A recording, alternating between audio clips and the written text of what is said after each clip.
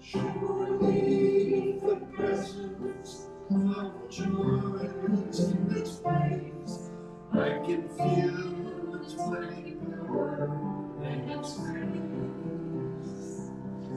There's a holy hush around us. I see glory in each face. Surely the presence of joy is in this place. Surely the presence of peace is in this place. I can feel its loving power and its grace. There's a holy truth within us that nowhere can replace. Surely the presence of peace is in this place. Surely the presence of love is in this place.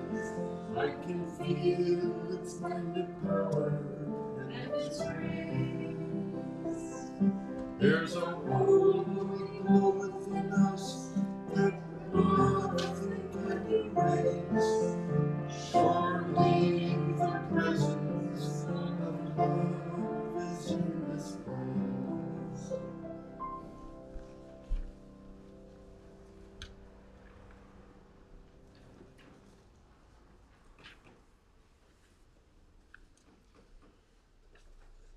Are you all here? Are you present? Are you truly present? Are you engaging this moment? Are you aware of the joy and the peace and the love in this room at this moment? You just sang those words. That you can feel it, you can sense it. I hope that we could all maybe take just a moment now and just feel the love and the peace and the joy that each of us brought through that door this morning.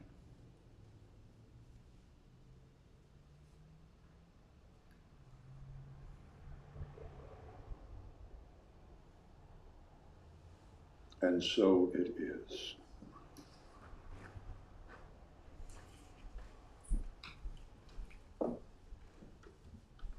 Good morning. Good morning. Okay, my message today comes from a bird that was out of place. I was driving West County to take care of some elders that need support and help. And out there in the cow and sheep country, there's a pigeon in the middle of the lanes. Robler Road. Not a good place for a pigeon. I'm not a bird person. I don't know anything about it. People that love the Audubon Society can name their names and identify them and all that. I just know from my heart and kind of my ears that normally I see a pigeon in San Francisco or where there's a cluster of a whole lot of buildings. They like to hang out in those places. Not out in cow and sheep country. And so here's this little bird out there, and the message the bird put in my heart was, you know, it's much nicer out there than crowded buildings and places where people hang out too much. Probably a lot cleaner. Air smells good. The flowers are blooming and there's a bit of freedom. So maybe this little pigeon got tired of its community and the boredom and the same old, and wanted a change. And when I'm down visiting my children in Texas, there's kind of a saying down there that you ain't from around here, are you? That little bird doesn't know that's not a good idea to be hanging out in the middle of the paved road with all that grass around. It doesn't know how to avoid the hawks and the other predatory birds that might pick it off. But it's probably a nicer neighborhood. And there's a bit of fear when you go changing your surroundings and moving to a new place. You got to make new friends. Sometimes you outgrow the ones where you came from, and that bird gets an opportunity to make new connections and build a new community. So the lesson that little bird, it brought back an old memory for me. You don't realize sometimes the books we read, what a difference they make. And back growing up in the 70s, a book that flew through that was very popular was Jonathan Livingston Seagull. And I had an opportunity to reread that. And oh my goodness, that book that I read way back when, um, that's like the blueprint for how I live and how you achieve freedom and trying to be more than and my spiritual life and everything. So this little pigeon in the middle of nowhere that decided to change for a better town um, gave me some good lessons. I hope they help you too.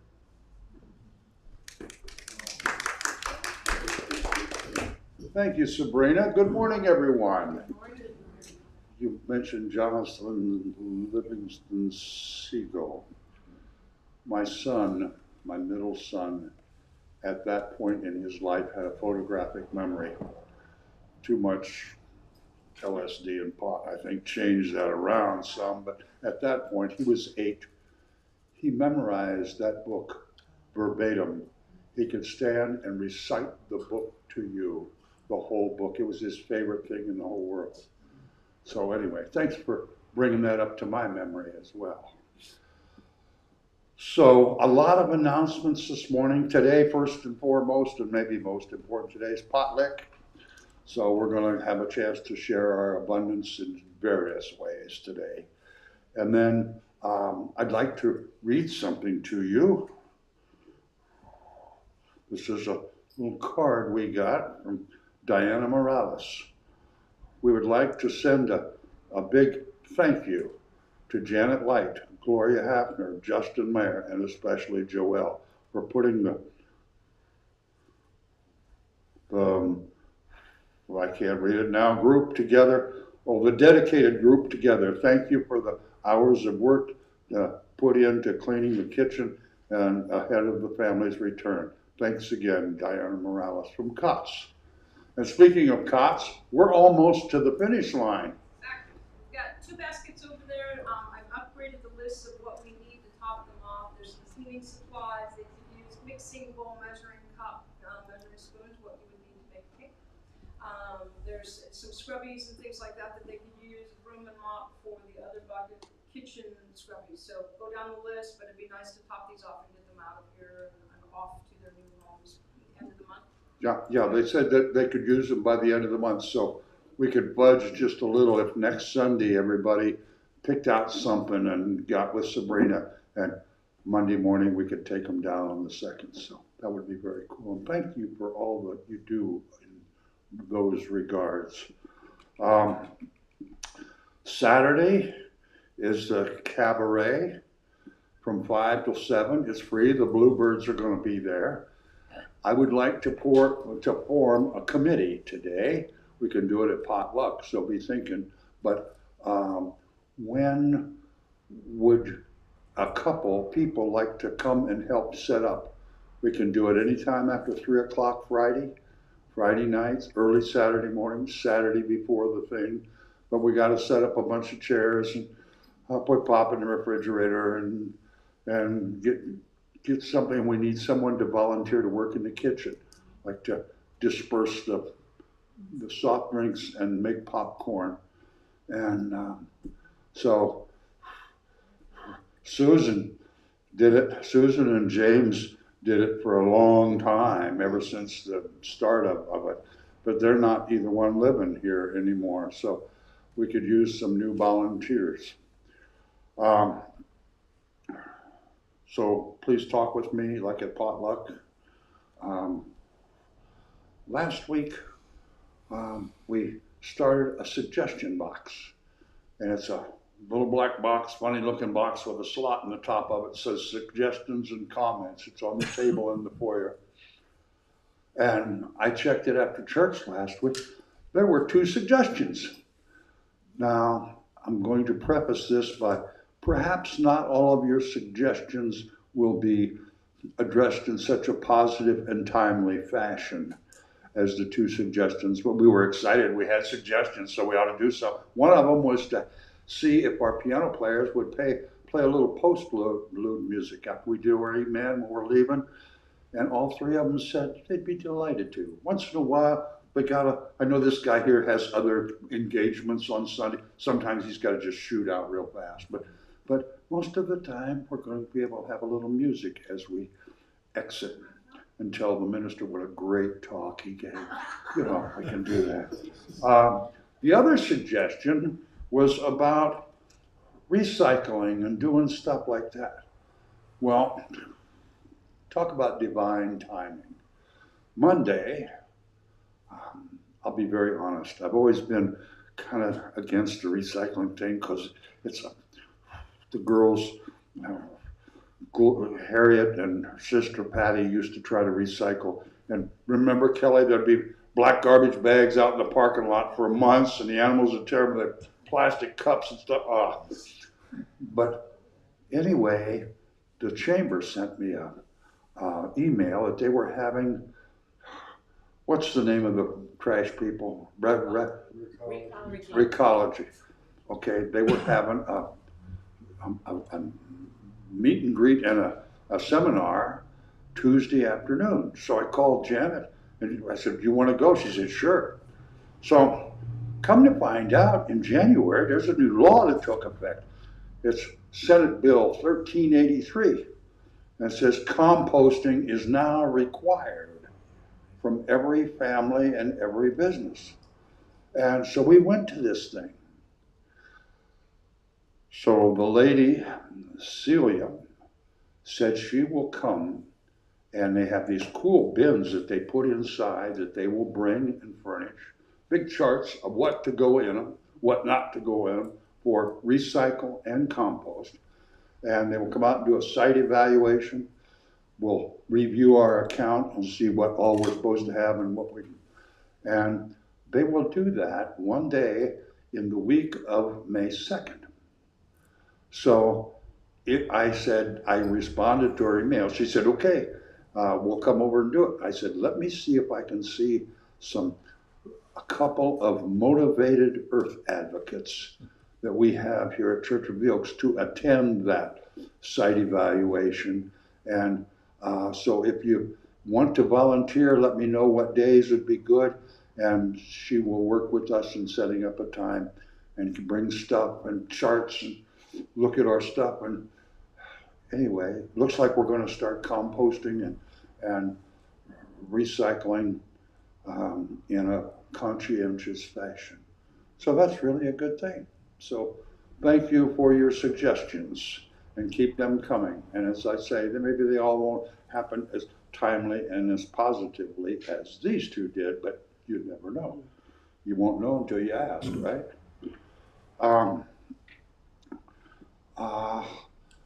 As some of you know, I'm trying to live my life a little healthier. Oh, Thursday morning, right, at 10 o'clock?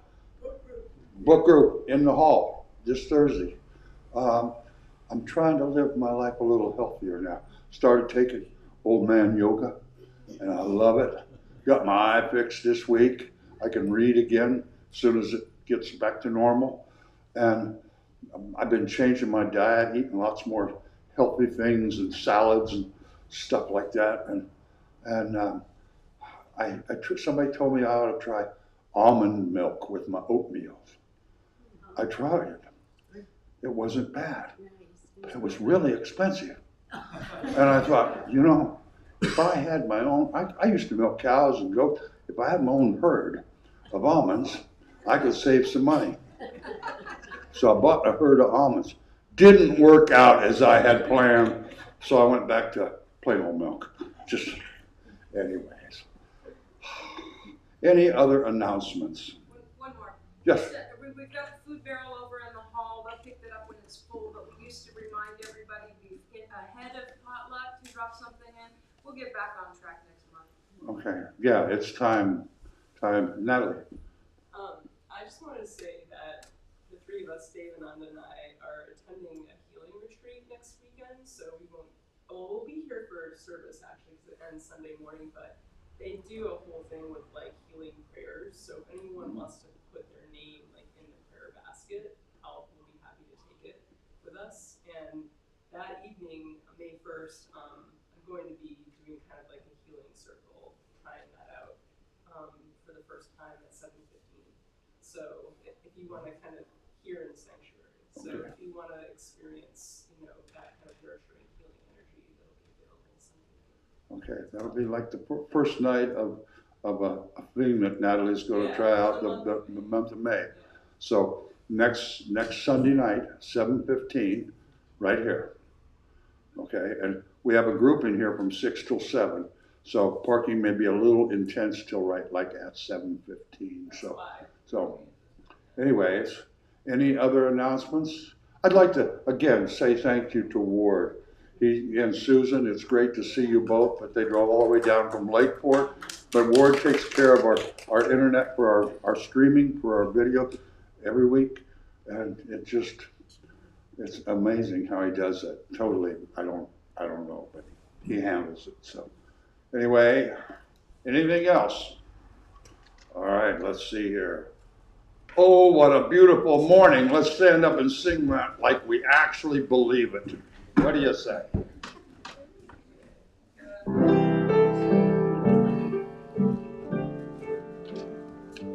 There's a bright golden haze on the meadow.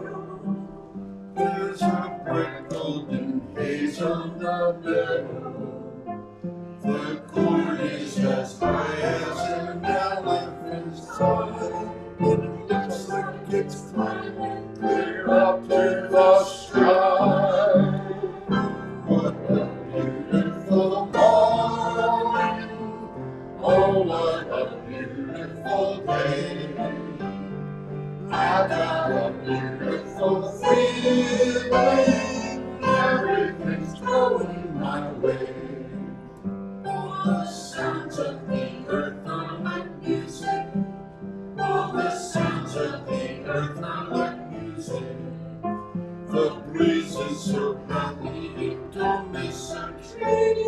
And the golden bed willow is laughing at me.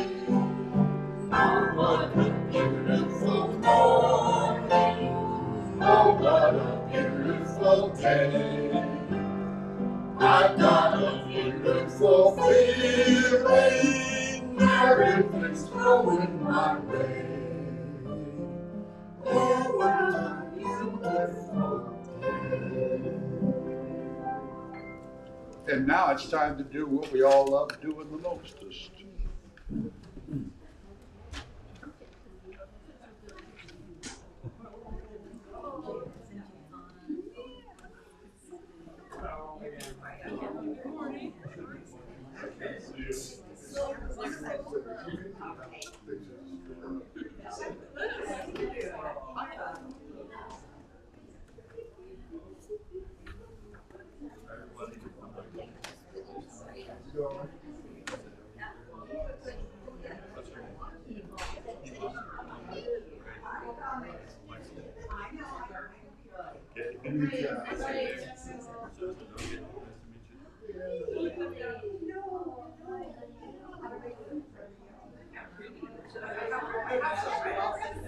Thank you for the gusto, sir. I didn't know how fast I sold the price on these pieces. But it worked. It always works out. Just as it's for.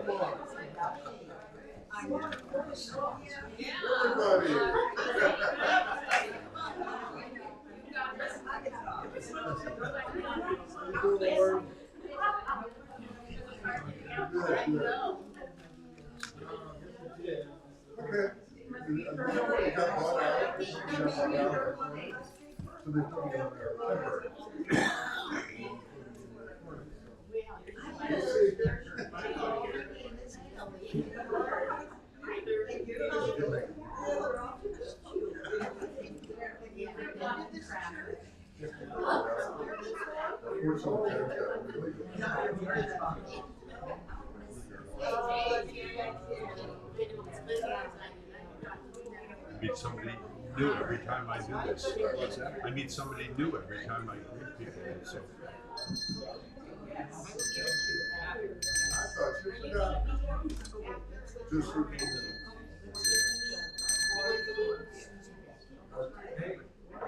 Yeah,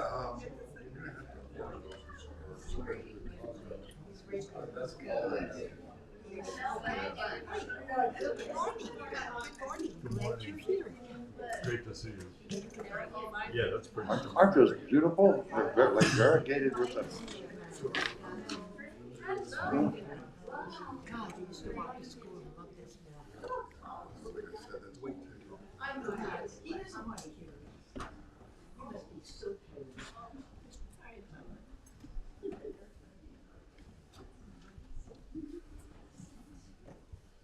Take as long as you want. I quit at noon, whether I'm done or not. Oh. I don't have to talk about abundance. Just look around. We feel it when we walk in the door. We live it in our day-to-day lives, every one of us. And that makes me feel really, really good. So that I'm part of such a giving and aware of sharing family. Let's read together the affirmation of abundance, please. When we choose to give, if our gift is inspired by gratitude rather than obligation, we are manifesting the power of the divine and the spiritual principle of abundance. May we ponder that a moment.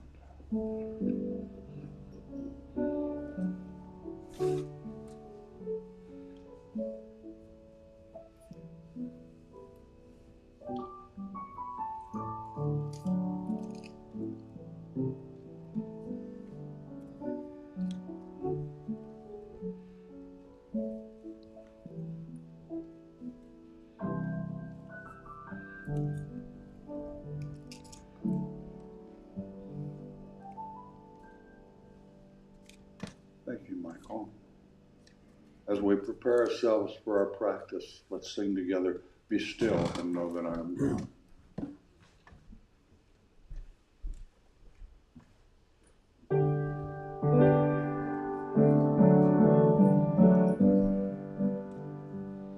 be still and know that I am God.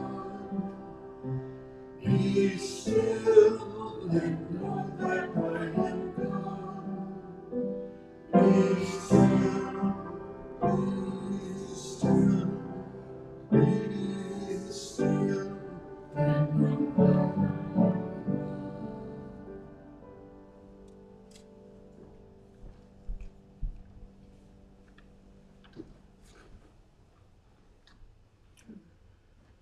Good morning. Some of you might know I wasn't here last Sunday, and the reason for that was because I was in a retreat. I went and stayed at my friend's guest house out in Occidental and had a really, really wonderful inward turn, shall we say. And I want to share some of that energy with you today out of gratitude, giving from my abundance of blessings which I've received recently. And some of you were here about a month ago when I did something like this, but some of you maybe weren't, so I'll just explain. Rather than leading you through a meditation with words today, I'm actually going to act as a transmitter for some of that divine light energy that I received last weekend. And Michael will play music while that happens. So the idea is to just welcome in, as Pat said in his message, is so amazing, the reverence of your experience and really saying yes to it and knowing that it's for your highest, the intention is for your highest good, to be welcomed in. So just do your best to sit and receive and say yes to what wants to be given in this moment. It's much more powerful than any words could ever be.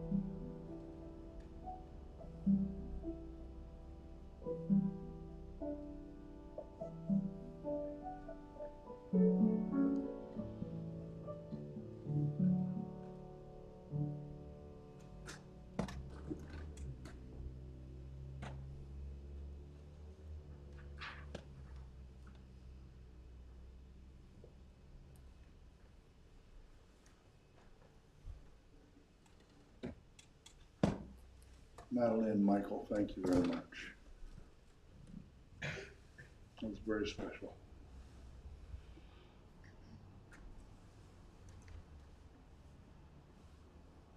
How many of you are in awe of yourself? Seriously, I wake up every morning and I look in the mirror and say, wow.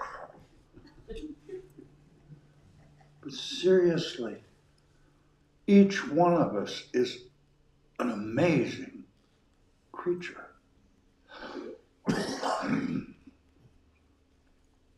There are very few living beings on this planet that we're aware of that can do as many things as a human being. We can actually do things with intention. We can think, we can make choices, we can create. Look at the technology that has come about in the last 600 years, where we've gone, where we're at. Each one of us is amazing, and we take it for granted. Virtually every one of us do. Get up in the morning, start our same old day. But when you stop and think of what each one of us is capable of, what we have accomplished in our life,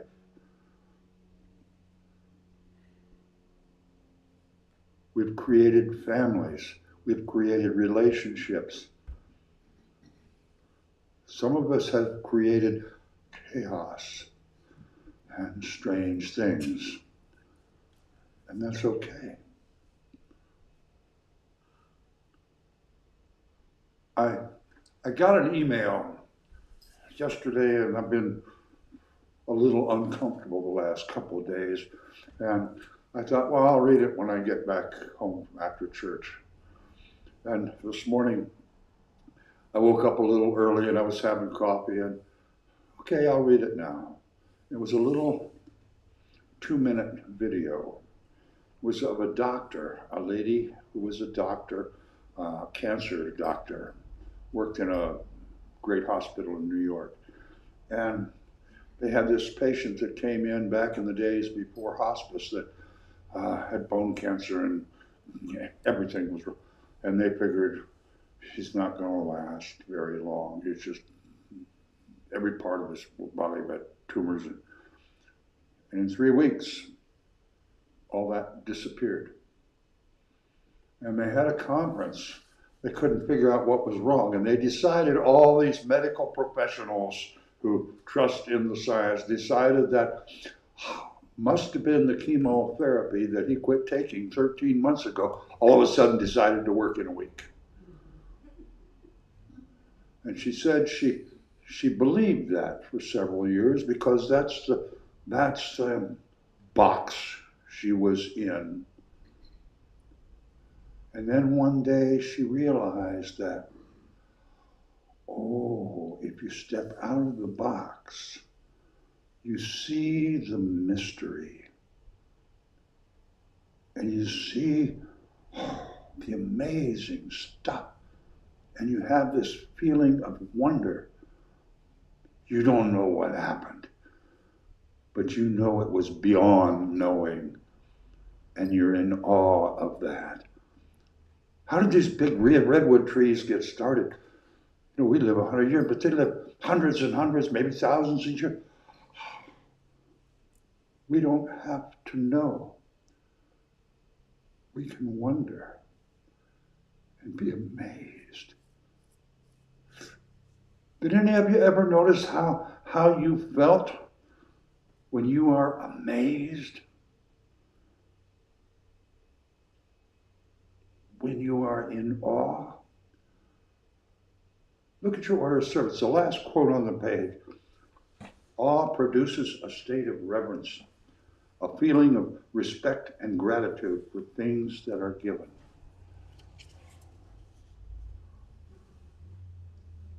She winds up saying, you know, we work so hard at knowing stuff.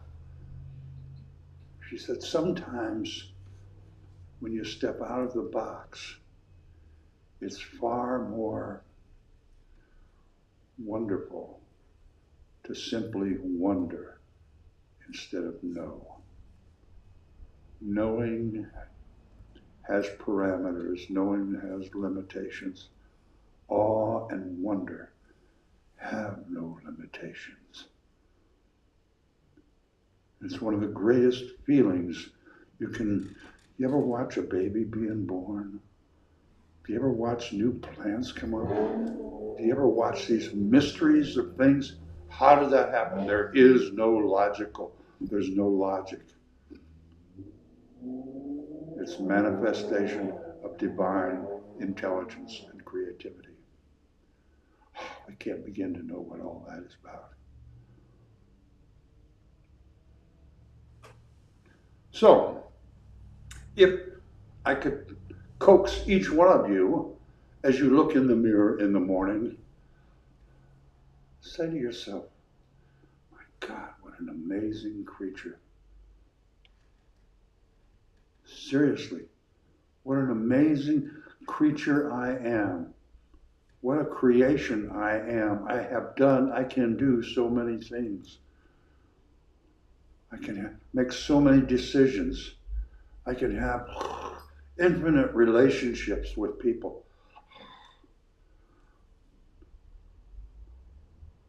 I think maybe the only thing cooler than being a human would be one of those animals that changes colors. I think that'd be cool.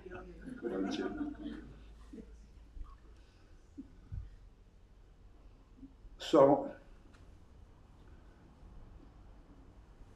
I think this lady this morning she said some really cool things. She said, when you step out of the box, that's where life is going on. That's where living happens. When you're stuck in the box and the same old, and the habitual day-to-day grind, you aren't living. You're existing. You're just. What if we stopped and took a look at every experience that we have in our day? What's the lesson in this experience? Why is this happening to me? It's happening for a reason. Am I to learn something? Am I to feel love? Am I to feel gifted? Am I to feel satisfied? Am I to feel complete or fulfilled? Am I supposed to come up with the feeling that, oh, I'm never doing that again?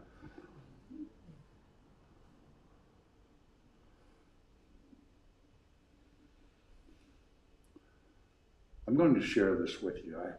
I've been kicking it around since last night. I had an hour and a half phone call with Vivian last night. And Vivian is very upset. She's very angry. Her dementia is getting worse.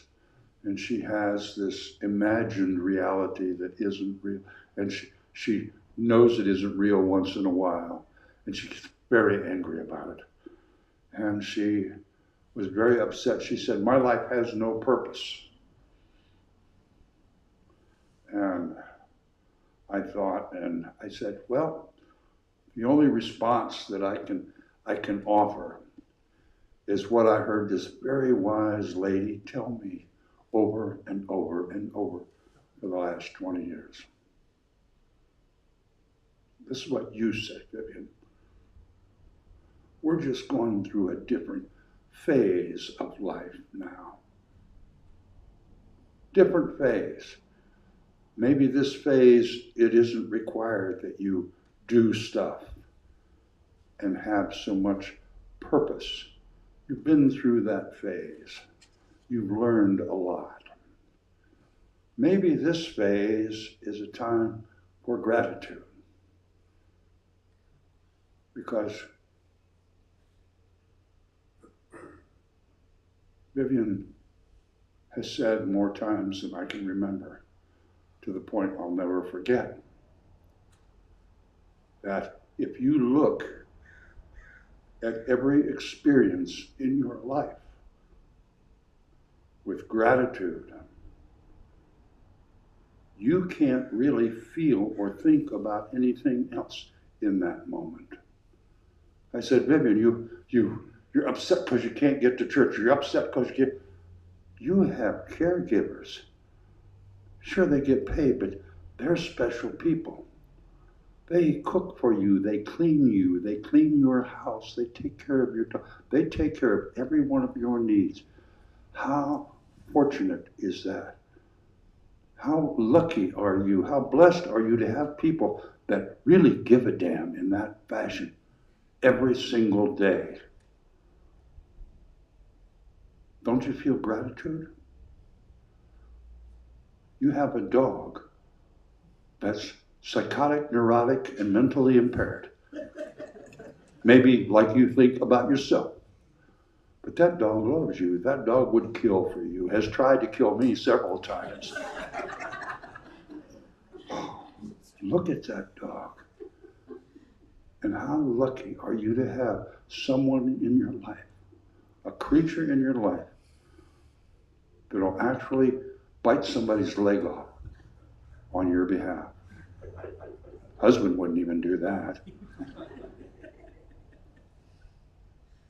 Every aspect of your life, what if your purpose is to start feeling gratitude for all of the beauty and the gift you have in your life from now on to your last breath?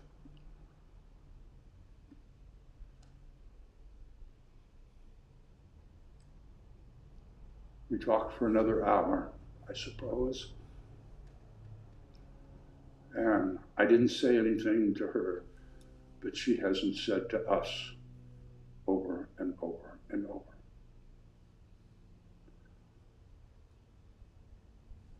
So I'm not going to repeat myself, but I'm going to ask every one of you to think about what I said to Vivian last night and what she said to us. Every experience we have can be just yada, yada, yada, I just drove to work. Or I can see a pigeon in the middle of the road and have all kinds of wondering thoughts about the purpose of that pigeon, what it could possibly mean, the mystery behind all of its existence. Wow. And during that time, you can't be upset with somebody that pulled out in front of you an hour ago. You can't. You are in the state of wonder and awe. And these things that are that special require a certain level of reverence. Our relationships, I revere Kelly and Yvonne and Sabrina, every one of you. And when I think about the relationship that I have with every one of you for a long time, I can't hold that anywhere except in a place of sacred reverence.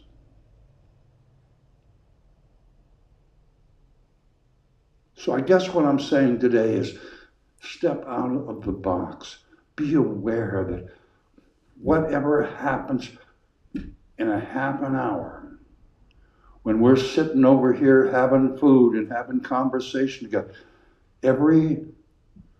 we've never had that specific food in our mouths before.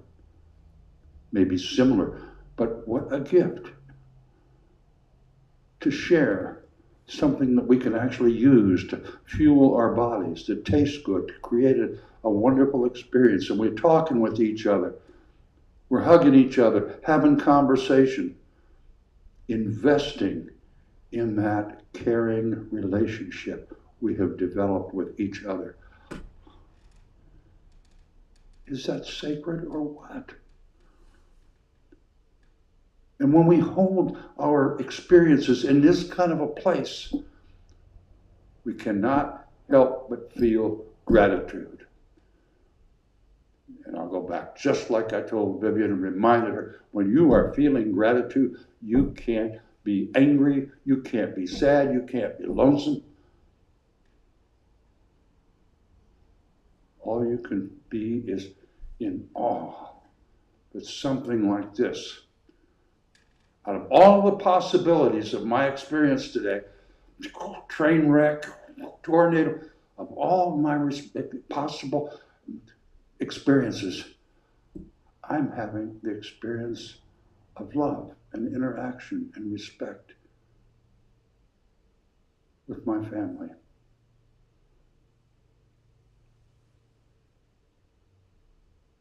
That's pretty special.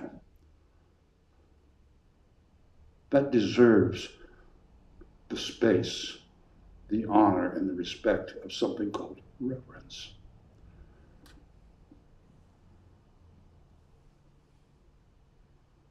So tomorrow morning when you wake up, I encourage each one of you to look in the mirror. And if you don't like what you see, think of me. Say, oh my God, what an amazing creature.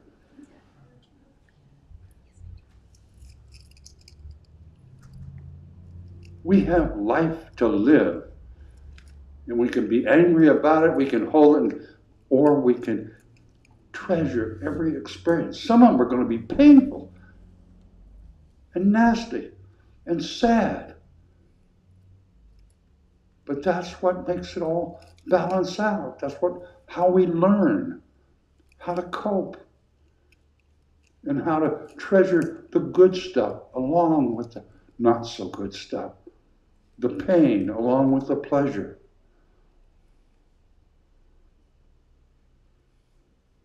So many, one time, I don't know where this is coming, one time Lillian Dixon she and Cecil were having an anniversary party right before Cecil passed.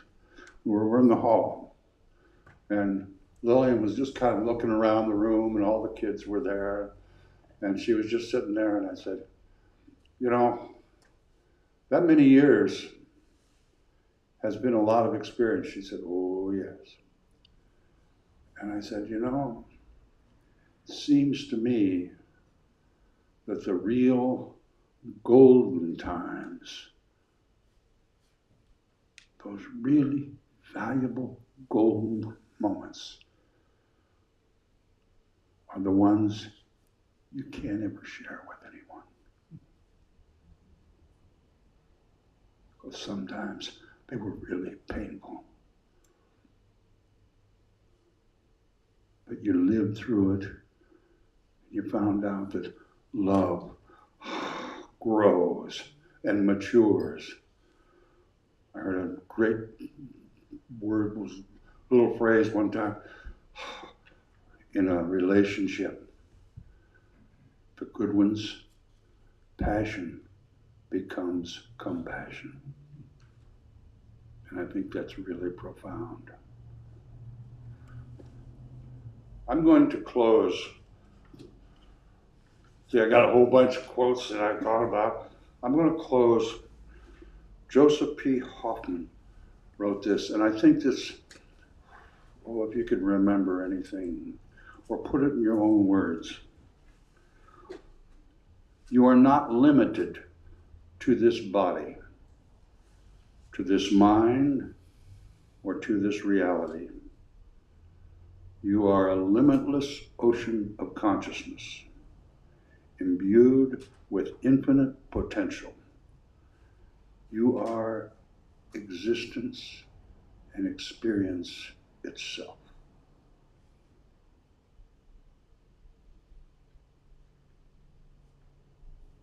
I am in awe when I think of the experiences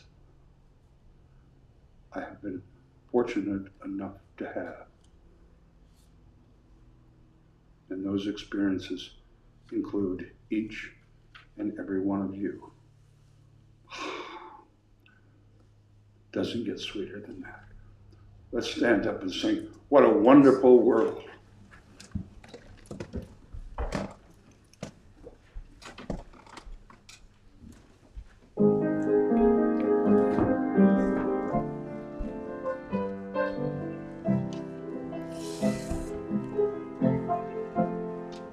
I see Trees of green, red roses too. I see them bloom for me and for you. And I think to myself, what a wonderful world. I see Skies of blue, clouds of white, bright blessed day, dark sacred night. And I think to myself, what a wonderful world. The colors of the rainbow, so pretty in sky, are also on the faces of people going by. I see friends shaking hands, saying, how do you do? They're only saying, I love you. like your Babies cry. I watch them grow. They learn much more than we'll ever know. I think to myself, what a wonderful world. Yes, I think to myself, what a wonderful world. All right. We know the words to the next one. Amen.